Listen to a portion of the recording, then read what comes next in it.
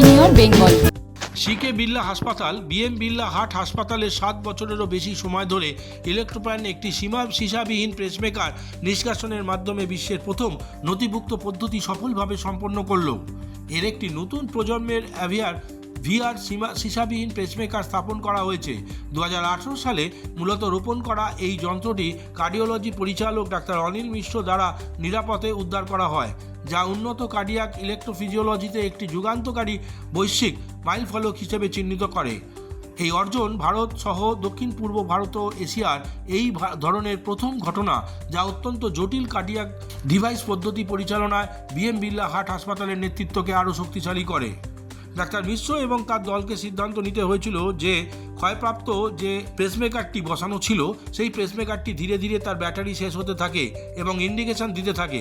এতে সেই বয়স্ক মানুষটির ক্ষতির এবং সম্ভাবনা বেড়ে যায়।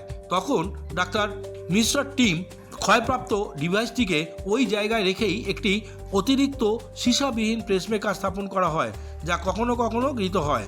এই গৃহীত হবার ফলে সুন্দরভাবে এবং নিরাপদে সেই ডিভাইসটি প্রতিস্থাপন করা হয় এবং সেই ব্যক্তি এখন সম্পূর্ণ সুস্থ আছেন বলে জানালেন হাসপাতাল কর্তৃপক্ষ এবং ডাক্তার মিশ্র। আমি নিজে যেটা কি করে সম্ভব হলো। আচ্ছা, আপনি কেমন আছেন এখন? এখনো 100% কিওর। ডাক্তারবাবুদের কি বলবেন? ডাক্তারবাবু তো আমাদের জন্য যা করেছেন, আমার জন্য ডাক্তারবাবু আমার জন্য যা করেছেন কিছু বলার নেই। আচ্ছা, ঠিক আছে, আপনার নাম বলুন আর কোথা থেকে? আমার নাম প্রবীর কুমার দত্তগুপ্ত। হ্যাঁ, রাইট। আমি doctor Anil Mishra, BM Birla heart হাসপাতালে ডাইরেক্টর অফ কার্ডিওলজি। আমরা বিএম বিড়লা হার্ট সেন্টারে রিসেন্টলি একটা লিডলেস পেসমেকারকে সাকসেসফুলি রিট্রিভ করেছি। এটা সাউথ ইস্ট এশিয়ায় ওল্ডেস্ট ডিভাইস আছে যেটা রিট্রিভ করা গেছে, আর পুরো জগতে এটা second oldest device which has been retrieved successfully, which is a little landmark not for just our hospital but also the medical community। কেন এতে বোঝা গেল কি পুরনো ডিভাইস হলে যেগুলো বের করা যেত না, খুব সন্দেহ হতো ওটা বের করা যাবে কিনা, এগুলো সাকসেসফুলি বের করা গেছে। অ্যান্ড থেরাপিকে আরও দেওয়ার জন্য এই যে অ্যাপ্রিহেনশন ছিল সেটা আর থাকবে না।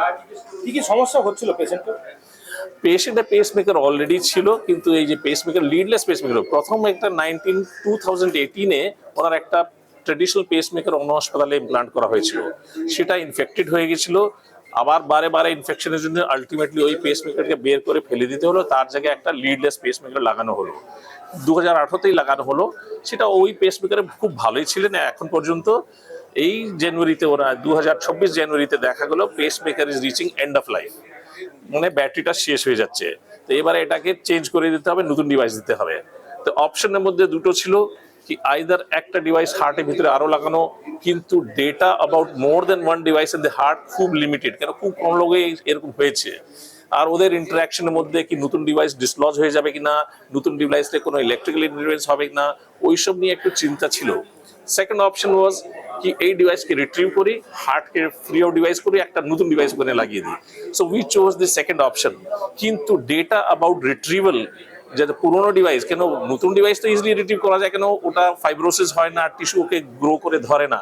কিন্তু যেরকম ডিভাইস পুরোনো হতে থাকে অনেক ফাইব্রাস টিস্যু গ্রো করে, আর হার্টে মাসল ওখান থেকে গ্রো করে ফাইব্রাস টিস্যু ডিভাইসকে ধরে রাখে ফার্মলি ফিক্স হয়ে যাওয়ার পর হার্টে মাসল থেকে ওটা সেপারেট করাটা হয়তো একটু টাফ হবে, ও কমপ্লিকেশন রেট হতে পারে, পারফোরেশন হতে পারে, অনেক কিছু প্রবলেম হতে পারে।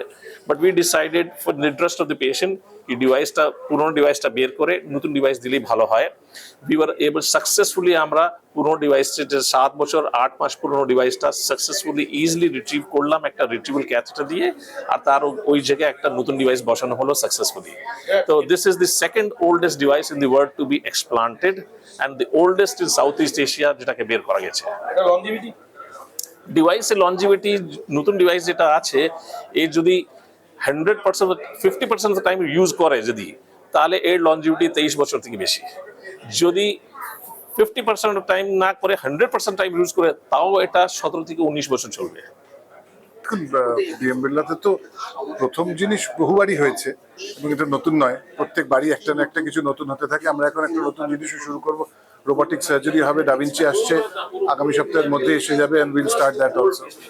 Dr. Mishra and the other cardiologists that we have always does something which is first in class and best in class.